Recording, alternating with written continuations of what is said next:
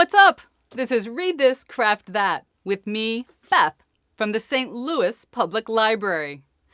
This month I've got 2 really good teen books to share with you and 1 stellar mini craft.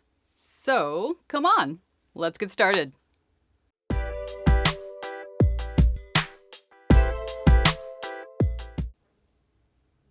This month I want to tell you about Charming as a Verb by Ben Philippe, published by Balzer and Bray. So it's about Henry.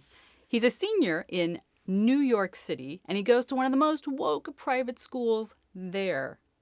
Now, Henry's parents are from Haiti, and for him and his dad, there is only one school that shows they've made it, and it's Columbia University. So rolling into his senior year, Henry's got a pretty sweet life going. He gets invited to all the best parties, and he knows a super hot rich girl who's kind of, sort of, his girlfriend. But then his carefully balanced life goes off kilter. First, he has a run-in with the intense, try-hard girl who lives upstairs, who, get this, blackmails him to improve her social life. And then he screws up his interview with Columbia University, blowing his chances.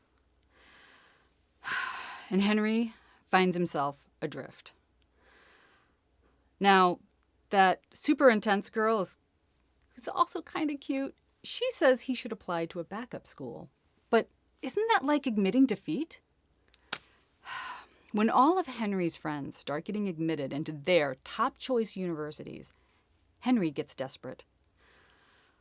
In a city full of people who will do whatever it takes to make it, how do you know when you've gone too far? So, Charming as a Verb by Ben Philippe. It is sweet, it is funny, and it's a really interesting slice of life about what it's like to be a teen boy in New York City. Check it out in print or download an audiobook version of it. Speaking of audiobooks, I want to share with you this month a classic John Green audiobook called The Abundance of Catherines. This book is about a super awkward Chicago suburban guy named Colin, who gets dumped by his girlfriend right after graduation. Now, sure, Colin could sit around in his bedroom moping about this, and that's a perfectly legitimate way to deal with being dumped, but his best friend Hassan is not going to let that happen. He convinces Colin and both of their sets of parents to go on a road trip to nowhere. On this road trip, Colin discovers that maybe the girl who dumped him, the 19th Catherine he's ever dated, maybe Catherines aren't really his type, and he should try dating someone named something other than Catherine. And Hassan, also, oh my gosh, one of the best side characters in all of John Green's books. You have to check it out. It's available in downloadable audiobook, Playaway Audio, which is a self-contained little digital device, or if you want to get real old school, on CD.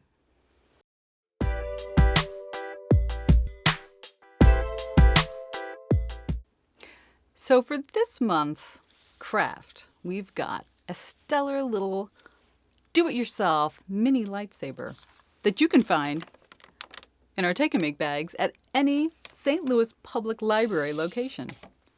Totally free. First come, though. First served. Inside the bag, you will find a straw and your lightsaber generator. You'll need a pair of scissors to snip the straw in half till you get a good lightsaber size. And then you will need to take the little round ring off the light part of that.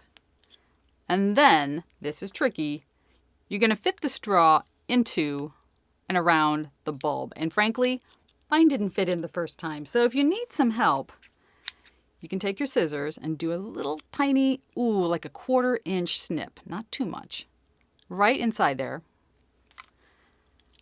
And then you should have no problems fitting your straw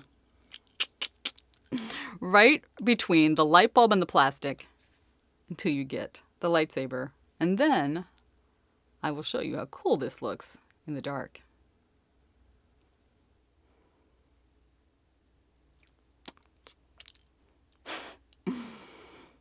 So don't forget to pick one up from any St. Louis Public Library branch.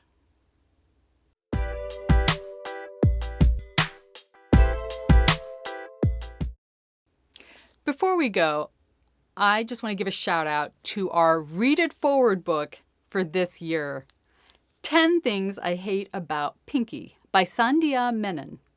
It's the most adorable romantic comedy ever. And you can get your own free copy to read and share from any St. Louis Public Library location. So stop by while supplies last.